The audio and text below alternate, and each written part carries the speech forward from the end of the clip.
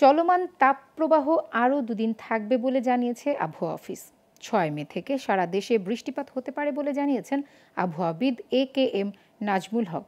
এদিকে রাজধানীতে বৃহস্পতিবার রাতে ১০ মিলিমিটার বৃষ্টিপাত হলেও শুক্রবার তাপমাত্রা রেকর্ড করা হয়েছে ৩৮.১ ডিগ্রি সেলসিয়াস।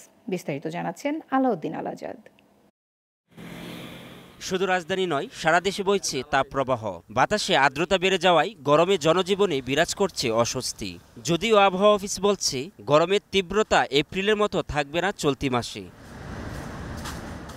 এদিকে রাজধানীতে দেখা যায় গরমের কারণে কেউ গাছের ছায়ায় বসে আছে, কেউ পানিতে সাঁতার কাটছে, আবার অনেকে ভিড় জমিয়েছে ফলের দোকানে। এই গরমে বাইরে থাকা যাচ্ছে না, বাইরে বের হওয়া যাচ্ছে না, মানে প্রচন্ড গরম, অস্বস্তি লাগতেছে। বৃষ্টিটা যদি পরিপূর্ণভাবে নামতো তাহলে মানুষ একটু স্বস্তিতে থাকতে পারতো। বেচা কিনা দুর্বল, মালের দাম বেশি, কাস্টমার তো যারা একটু জরুরি দরকার তারা নিচ্ছে, তাছাড়া আর কোনো কাস্টমার নেই। রাতে রাজধানীতে কিছু সময় বৃষ্টি হলেও শুক্রবার সকাল থেকে তাপমাত্রা আবারও বাড়তে থাকে। এর মধ্যেই খেটে খাওয়া মানুষ জীবিকার তাগিদে বাসা থেকে বের হন। অতিরিক্ত গরমের কারণে গাড়ি চালান যায় না ঠিক মতো, একটু ছাওয়া পাইলে ওই জায়গায় স্বস্তি নেওয়া যায়, মাঝে মাঝে পানি খাওয়া লাগে অতিরিক্ত।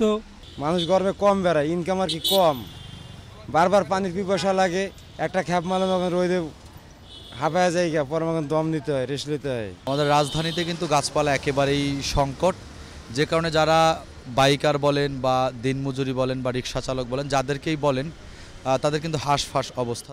আবহাওয়াবিদ AKM নাজমুল হক বলেন, যশোর, চুয়াডাঙ্গা ও বাগেরহাট জেলার উপর দিয়ে তীব্র তাপপ্রবাহ বয়ে যাচ্ছে। দুদিন পর সারা দেশে বৃষ্টিপাত হতে পারে বলেও জানান তিনি। ৬ থেকে ১০ তারিখ এই সময়ের মধ্যে সারা দেশেই মোটামুটি কম বেশি বৃষ্টিপাত হওয়ার সম্ভাবনা রয়েছে এবং সেই সময়ে হয়তোবা বিক্ষিপ্তভাবে দু একটি জায়গায় মৃদু ধরনের তাপপ্রবাহ থাকতে পারে। এপ্রিল মাসে বা মে মাসে এখনও যে অংশে তাপপ্রবাহ রয়েছে, এই এত বিস্তীর্ণ অঞ্চল জুড়ে তাপপ্রবাহ থাকার সম্ভাবনা নেই।